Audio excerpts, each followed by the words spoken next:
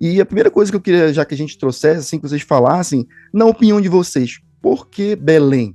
Por que vocês acham que escolheram Belém do Pará para sediar esse evento? Então, tem uma coisa que perguntam bastante, né? Sempre que a gente vai participar de alguma coisa, as pessoas perguntam, por que escolheu Belém? Foi uma estratégia política? Foi, né, uma estratégia do governo federal? Qual foi a situação? Na verdade, a ONU já queria fazer esse evento na Amazônia, né? A COP é o evento, a Conferência das Partes, é o evento mais importante, onde as autoridades dos países vão discutir sobre a questão climática no planeta, né? E ele já era a intenção de que fosse acontecer na Amazônia, né? E acontecer em Belém, porque a ideia não é mostrar uma cidade super bonita, super estruturada, como Dubai, né, e como o próprio Azerbaijão, como o próprio Baku, né, que é uma cidade diferente da nossa. A ideia é justamente mostrar os desafios, né? A ideia é que os outros países olhem para a Amazônia e entendam que a Amazônia tem vários desafios. É uma região extremamente rica, extremamente importante, mas é uma região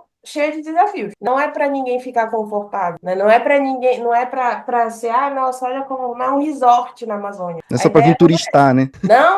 não é para turistar. Né? A ideia não é essa. A ideia é que os desafios mesmo sejam, né? A gente tem problemas sérios com saneamento básico em toda a Amazônia, né? Tem sérios problemas de saúde, de cuidados. Então, a ONU veio aqui, não foi uma coisa repentina. Eles vieram aqui, fizeram um estudo da cidade. Então, foi planejado, né? Foi planejado, e aí entrar em acordo com o governo federal para que o evento seja realizado aqui. Então, não é uma coisa tipo, joguei aqui no sorteio e sorteou Belém. Não, não é assim.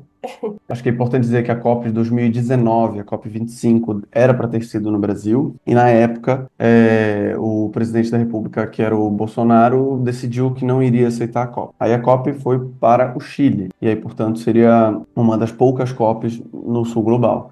Mas o Chile estava passando por um momento político muito delicado e estava em meio a muitos conflitos sociais e políticos, e em cima da hora, em praticamente 30, 60 dias, a COP teve que se mudar para Madrid. Mas a gente deveria já ter tido uma COP aqui. Por que que é muito importante que tenha uma COP aqui? E eu acho que é importante dizer o que é uma COP para partir do ponto de partida Legal. e explicar um pouquinho maior a relevância do Brasil, da Amazônia, e aí, portanto, politicamente Belém se colocou na frente. Mas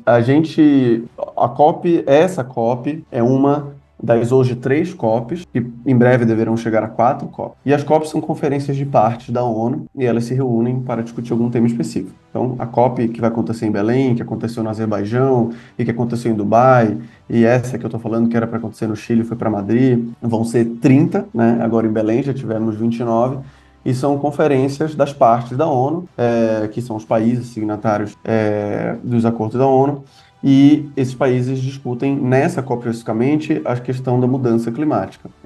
Tem outra COP, por exemplo, que discute a biodiversidade, que acontece de 2 em 2 anos, tem uma outra COP que discute a desertificação, tem uma outra COP que deve se formar uma COP em breve que vai discutir a destinação de resíduos, especialmente plástico, etc. Nessa conferência de clima, os países tentam encontrar soluções para uma meta realizada no Acordo de Paris, em que a gente deveria ter a temperatura global média da Terra subindo até 1,5 graus, algo que já foi ultrapassado. Essa mudança climática, eu acho que, como eu estou falando para engenheiros florestais, eu acredito a maioria, não preciso explicar muito por que isso empurra a gente para questões muito drásticas. Eu vou dar o exemplo de Belém, para que as pessoas conheçam Belém. Belém vai aumentar 440% os seus dias de calor extremo em 26 anos. Então não é daqui a 250 anos, é em 26 anos. E a minha mulher está grávida, então a gente começa a pensar agora nessas próximas gerações, literalmente, é uma coisa que está batendo na porta. Vale dizer que, nesse caso, Belém também, e aí num prazo um pouco mais longo, deve ter o que hoje é território de pelo menos 40, 50% da nossa população alagado. E isso também é consequência das mudanças climáticas. E considerando ainda que a gente tem a energia mais cara do país, o estado do Pará, apesar da gente ser o segundo maior produtor de energia do Brasil, a gente vai ter um problema muito grande, porque é uma cidade com calor extremo, com custo de energia extremo e que tem muito curso d'água, né? Para quem já teve a oportunidade de vir para Belém, uma cidade inteira cortada por rios, riachos, aqui a gente chama às vezes de canal, às vezes de furo, enfim, Então, esse impacto vai ser sentido principalmente nos países do sul global. São os países que não se desenvolveram, que têm um clima tropical, são os países que não têm infraestrutura, e o Brasil é um deles. Esse é o primeiro ponto. Segundo ponto é que se você pegar a lista dos 10 países que mais emitem gases de efeito estufa, e via de regra é o que está aquecendo o planeta e provocando essas mudanças, a gente tem uma situação diferente da grande maioria desses países. A grande maioria desses países são os maiores emissores do mundo de longe, são os países que se industrializaram, se desenvolveram. Via de regra, se desenvolveram num processo que a gente já conhece, que é o processo de colonização, pegando matérias-primas, etc., e muitas vezes mão de obra escrava e tudo que é lugar do mundo, e ficaram ricos e conseguiram ter suas infraestruturas, qualidade de vida, e são normalmente esses países, Lucas, que a gente fala quando pensa nas cidades mais bacanas do mundo. Sim. A gente fala de Paris, de Londres, de Nova York e assim por diante. Só que esses países, eles ao se industrializarem, ao usarem muita energia, etc., emitiram muito carbono, mas conseguiram fazer isso gerando riqueza para si mesmo. O Brasil foi diferente. O Brasil está ali entre o quinto a sétimo maior emissor do planeta, e aí a conta muda um pouquinho, não porque a gente transporta muita matéria-prima ou muito produto acabado, não porque a gente industrializa muito, não porque a gente usa muito combustível, não por causa do petróleo, inclusive. Não que seja coisa boa, já deixando bem claro. Mas porque a gente faz um uso inadequado do solo e do bioma.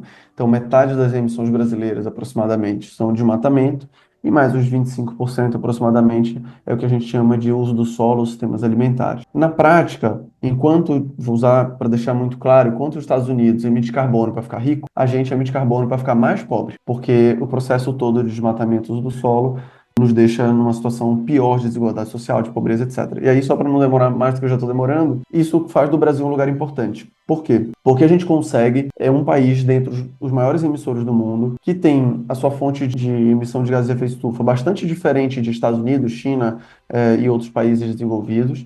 A nossa fonte é de desmatamento do solo, mais de 70% disso. E, portanto, é muito mais simples a gente fazer transição da produção de alimentos e do uso do solo do que a gente fazer transição energética. Uhum. Então, a gente é um país que, além de estar contribuindo, e aí isso já era um motivo para a gente discutir COP, a gente é um país que consegue, talvez, dos mais rápidos do mundo, fazer uma transição. Isso nos coloca numa posição de liderança. E é por isso que aqui no Brasil, a gente também discute uma COP ligada à biodiversidade. Mas é uma COP de clima, não tem uma biodiversidade, por que a gente mistura as coisas? Porque aqui o nosso desafio de clima está ligado também ao nosso desafio de preservação da biodiversidade, porque a gente está falando de desmatamento, principalmente. Então, a COP em Belém tem também uma oportunidade para a gente nesse sentido, de a gente assumir uma liderança que para a gente é um pouco mais fácil, olhando grosseiramente, mas claro que a gente tem muitos desafios internos para isso, mas acho que é importante todo mundo entender que a gente tem um papel muito importante negativamente e talvez a gente tenha uma oportunidade muito mais simples do que a maioria dos países tem para fazer uma transição de emissão de gases de efeito estufa.